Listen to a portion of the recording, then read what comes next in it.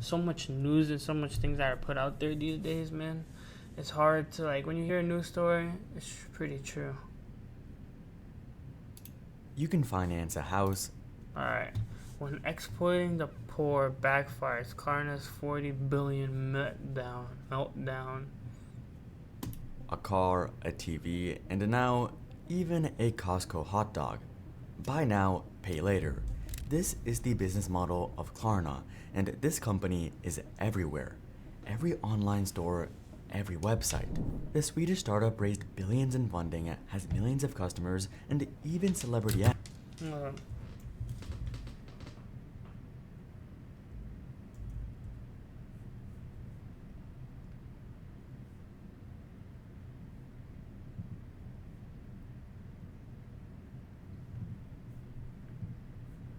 Wait a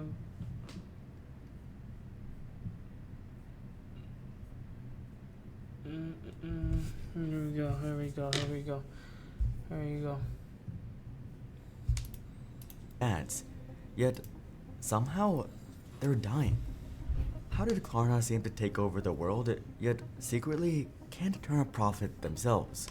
Let's see. The Our BMP. story follows one important man, Sebastian Zimakowski. In the early 2000s, Sebastian was working in debt collection. Not a flashy job, but he stumbled upon a common problem. His clients kept saying the same thing. We're going to stop selling on invoices because we don't get paid. There's too much credit loss. Essentially, customers were buying, but when it came time to pay, they couldn't. Businesses were eating a loss frequently, but there seemed to be a solution. Sebastian's client said to him, "If you guys can take the risk, we'll let you handle the transactions." Quickly, the gears in Sebastian's mind began to turn. If someone could pay it upfront for the customer, they could charge on the transaction and chase the customer's debt themselves, win for the merchant and win for the debt collector. Sebastian pitched the idea to his company, but they weren't interested. So he quit his job and in 2005 enrolled in the Stockholm School of Economics with his friends Nicholas Adelbert and Victor Jacobsen. These three were the co-founders of Klarna. They entered the school's entrepreneurship competition, but people didn't seem to get it. It would never work, and if it would, banks would just do it themselves, one of the judges said. The trio believed in the idea, but it seemed like no one else did. Worse still, the three were students, and students are broke. But then their salvation came from an angel, or rather, their angel investor. Jane Wheelred, a famous Swedish angel investor. She offered them a solution, but the price was heavy. 60,000 euros in seed money for 10% of the company. Jane would also provide 5 tech staff to build a platform for 9 months in exchange for another 37% of the company. This was a lot of equity, and in the grand scheme of startups, not much funding, but it seemed like there was no other way.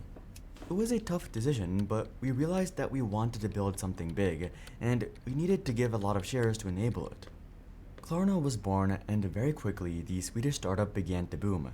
Venture capital poured in, from millions to tens of millions to hundreds of millions, and soon, even billions. They were ranked as one of Sweden's top 5 unicorns, and at the head of all of it was Sebastian. And with the rise of Klarna, we also at the head of all Big 5 unicorn. Meltdown often repeats what he calls Swedish 5 unicorn. That is, startup companies that have succeeded: Spotify, Klarna, Mojang, Skype, and King.com. Damn. That's why Sweden always one of the best countries in the world. Spotify, Klarna, Mojang, and Skype. Those are big, known companies. And with the rise of Klarna, we also saw the rise of a buy now, pay later. But how does it even work? Well, imagine you're a business owner. You add Klarna to your checkout and pay them 3 to 6% as a commission. They then offer the customer the option to buy now and to pay in multiple installments, pay in 30 days or financing options as long as 36 months. The most common use though is paying for something in 4 installments. Buy now, pay later with no interest. From a shirt to a nice watch to even a Costco hot dog. When a customer buys with Klarna, Klarna pays the merchant for that product, and then Klarna handles the customer. And quickly, it was everywhere. That sounds like a payment you'd want to slice up. Here you go, doggy. It was essentially a debt collection company, yet Klarna had become a huge brand.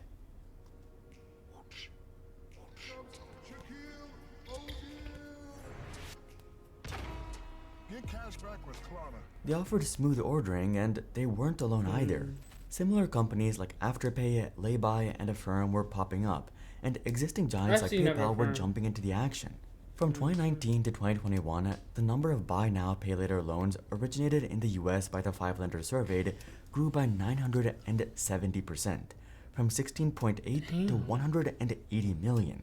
The dollar volume of those grew by 1,092%, from 2 billion to 24.2 billion. It was a buy now, pay later revolution. In total, Klara raised over $4 billion in funding over 22 rounds. By 2025, they had partnered with over 724,000 merchants and passed 100 million active users. Yet, something about all of this seems off. There's something sinister about Klarna, and as it turns out, there's a darker side to this startup.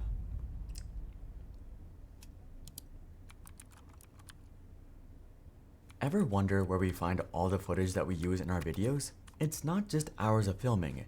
It's thanks to the sponsor of today's video, Storyblocks. Storyblocks is a stock media subscription that lets you download unlimited high-quality videos, images, music, and more. You don't pay per clip or track, just one flat fee, monthly or annual, and everything in their massive library is yours. No everyday debt.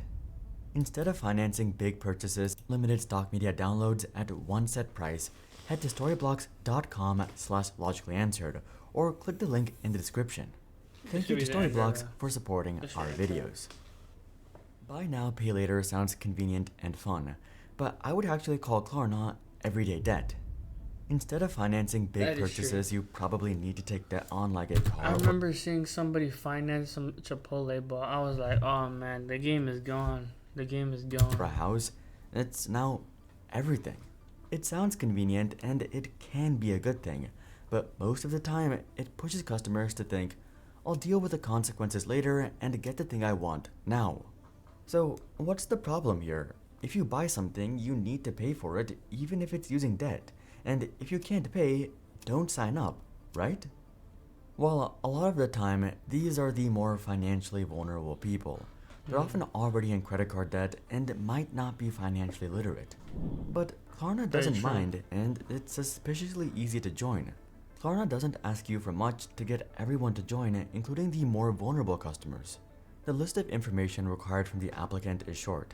Buy now, pay later applicants are typically asked for their name, address, phone number, email address, and date of birth. Some lenders request the last 4 digits of applicant's social security number.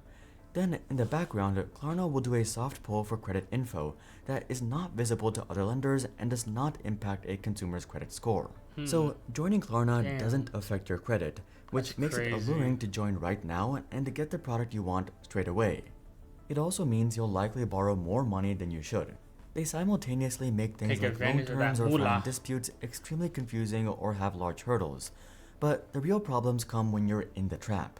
If you do get into the habit of using Klarna, the multiple payments don't line up. And this is what kills people. Spending way more than your means. That's the problem with a company like this, man. It's hard to get money back from people who are already unfinancially illiterate, so then them giving them the power to spend even more money when they can't or they're not supposed to causes big problems. They'll be charged from the date you bought the item.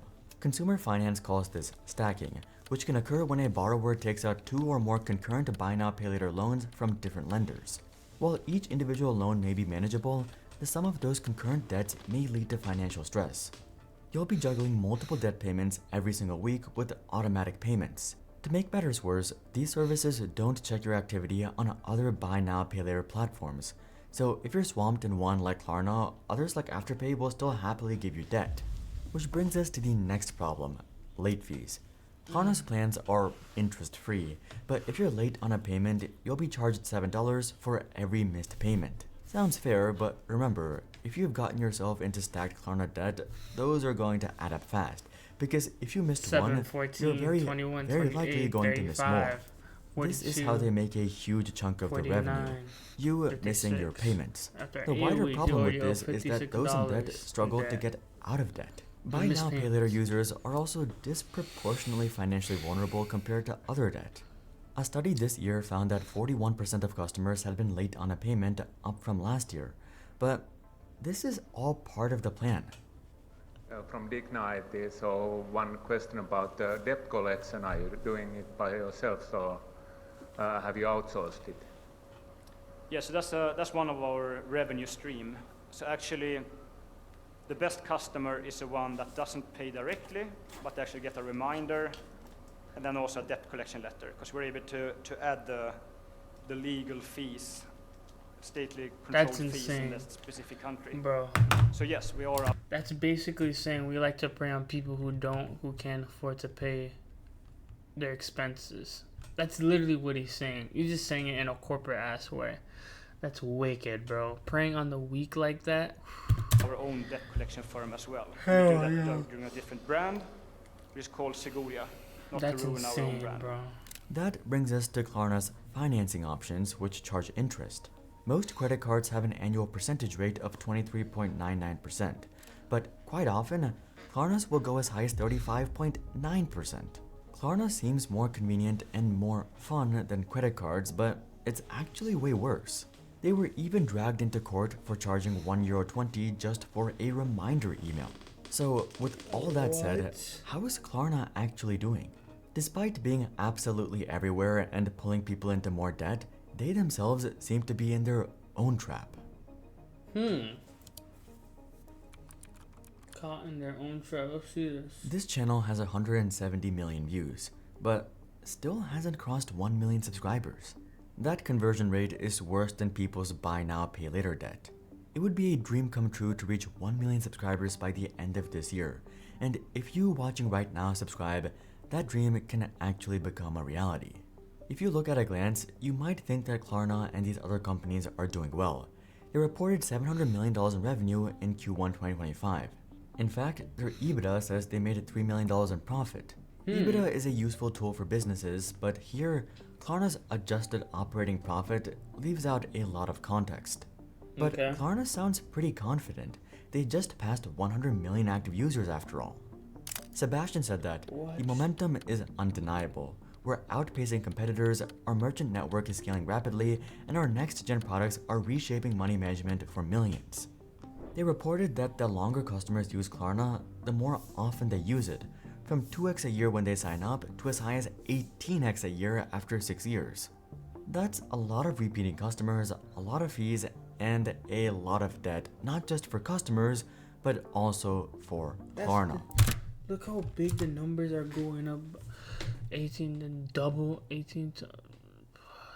A lot of debt, not just for customers, but also for Klarna. This is actually the root problem.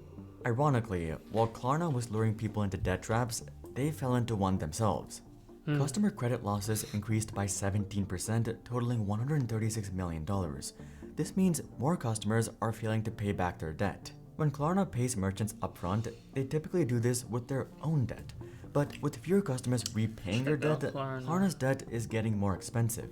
Debt financing expenses climbed to $130 million in Q1 2025, up 15%. And keep in mind, that's not Klarna's debt. That's just the cost of their debt, like interest. Ironic as it sounds, Klarna has fallen into their own debt trap.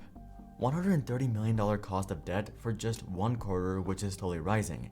It makes you wonder how massive Klarna's actual debt is. This brings us to the cold, harsh reality. That's true. Let's take another peek at those financials.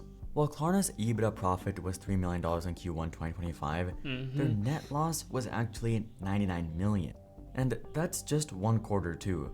What's even stranger is their revenue is up $80 million from this quarter last year, yet their losses almost doubled. Despite Sebastian's optimism, doubling their losses in just 1 year while making more money isn't a good outlook. And it's not just Klarna either. All the buy now, pay later companies are feeling this. Good EBITDA profits, but mountains of liabilities and mountains of losses behind the scenes. Klarna has thus been trying to cut costs, and the big one was staff. Their solution? AI. Klarna didn't hire anyone in 2024 because, in Sebastian's words, AI can already do all of the jobs that we as humans do. It's just a question of how we apply it and use it. Yet, just the next year, Klara Crazy. quietly walked back the stands and began hiring again. Turns out, their over-reliance on AI didn't bring a return or resulted in a massive drop in See, quality. you're always gonna need But AI can never replace the actual tutelage of the humans, because humans are the things that create things. AI and technology is just what assists it. Humans create, AI assists, and I think the more people realize that, or companies realize that, the better they'll be off. But when you try to let AI create and then human be the assist, it never ends it well. gets worse. One of the saving graces Klarna was looking to was their IPO. Go public, raise huge amounts of funding, shareholders are happy. This was supposed to happen in early 2025, but it didn't. Supposedly because of the tariffs, Klarna postponed, but I'm not entirely convinced it's just because of the tariffs though. When a company files for an IPO, everything is on the table, and I think some hidden financials might have revealed how badly Klarna was doing, prompting them to push back the IPO. Of course, this is just my speculation. Maybe it was entirely the tariffs, but they did delay their IPO, and that's not a good sign. Klarna sounds great on paper. Get your item now, pay it off later sounds like a life hack, but it just entices more people into debt which they can't get out of. It might be a good solution to merchants and businesses, but it's still harming a lot of people. There are even issues I Definitely. didn't have time to talk about, like them collecting information from customers who never even signed up, or how some users could view other customers' accounts and personal details. And let's What? not forget about Sebastian's strange LinkedIn controversies. It sounds tempting, but I'd recommend avoiding Klarna or Afterpay. Just pay for the things you buy in cash, and you'll be better off in the long term. Ironically, companies often don't follow this advice themselves and sometimes get buried in as much as $100 billion in debt. Check out this video to learn about AT&T's debt crisis. But until then, I'm Hari, and I'll see you guys on the next one. That's insane. I want them to subscribe to them too, but man, these corporations, bro.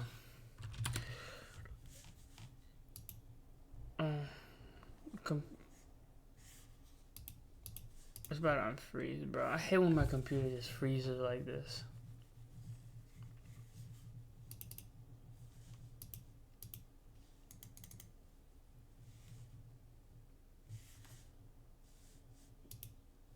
Steam shouldn't exist. Okay, hear me out for a second. I'm definitely glad it exists. I use it like several times a week to buy.